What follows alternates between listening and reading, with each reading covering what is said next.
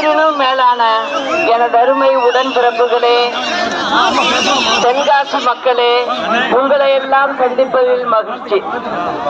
புரட்சி தலைவர் அவர்கள் கட்சி உருவாக்கியதே ஏழை எளிய மக்களுக்காகத்தான்.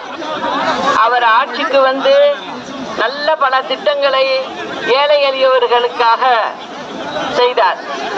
புரட்சி தலைவரின் மறைவிற்கு பிறகு புரட்சி தலைவி அம்மா அவர்கள் புரட்சி தலைவரினுடைய வழியிலேயே ஆட்சி நடத்தினார்.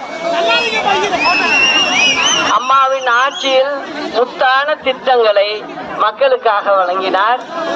தொட்டில் குழந்தை திட்டம், அம்மா உணவகம், திருக்கோவில்களில் அன்னதானம், மருந்தகம், சிமெண்ட் ஏழை குடும்பத்தை சேர்ந்தவர்கள் வீடு கட்டுவதற்கு சிமெண்ட் குறைந்த விலையில் கொடுத்தார்.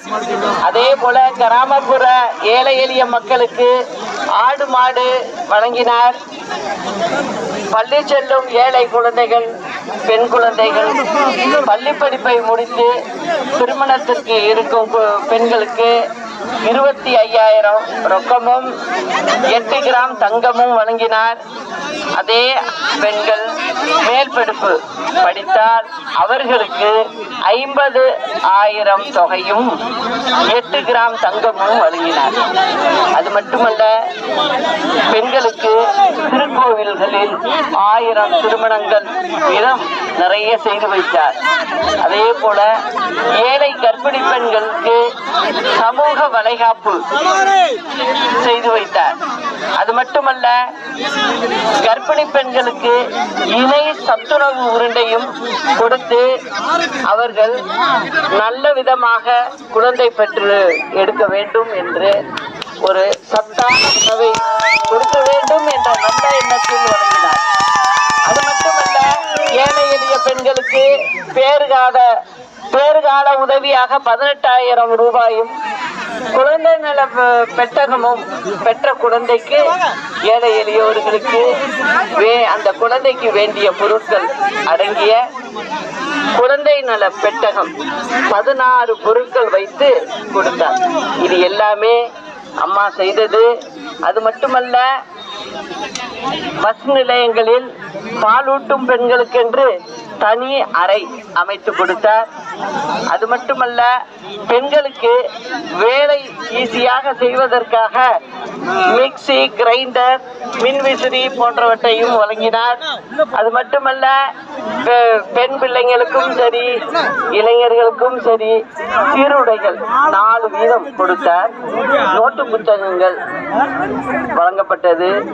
மிதிவண்டி, மடிக்கணினி இவற்றையும் படிக்கும் பிள்ளைகளுக்காக கொடுத்தவர் அம்மா.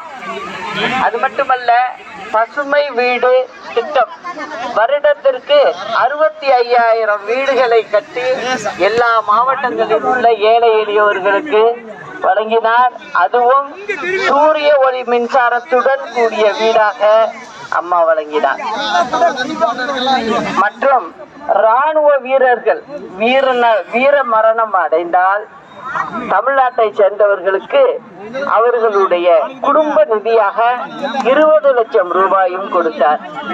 மற்றும் வன விலங்குகள் தாக்கி இறந்தவர் குடும்பத்திற்கு 4 லட்சம் ரூபாயும் வழங்கினார்.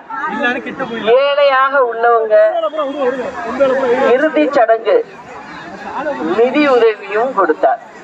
இது எல்லாம் அம்மா செஞ்சது. நான் சொல்லணும்னு இல்ல, எல்லாருக்கும் மனசுல இருக்கும் அம்மாவை. எந்த காலத்திலையும் அம்மாவுடைய திட்டங்களும் அம்மாவும் எல்லாரும் வீட்டிலையும் அவங்களுடைய இதயத்துல குடியிருப்பாங்க. இதுதான் அம்மா போனது. அதையே நாங்க திருப்பி உங்களுக்கு செய்யணும் அப்படிங்கிறது தான் எங்களுடைய எண்ணம்.